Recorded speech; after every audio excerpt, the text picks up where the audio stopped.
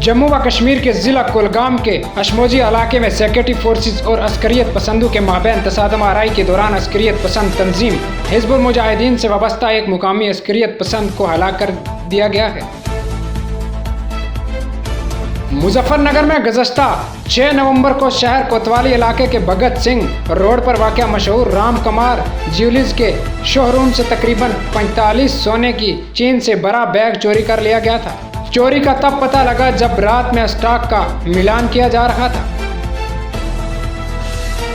ज़र्री कवानीन वापसी farms law repeal का मुतालबा करते हुए किसान गुज़श्ता 1 साल से ज़ायद अरसे से धरने पर बैठे थे।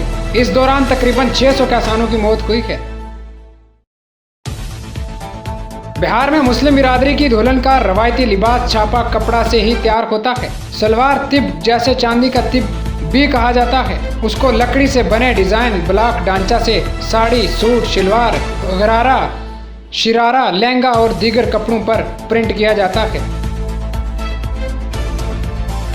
कांग्रेस के किसान विजय देविस गहलोत ने कहा, पता नहीं किसकी लॉटरी लगने वाली है, अजय माकन और हाईकमान ही जानते हैं।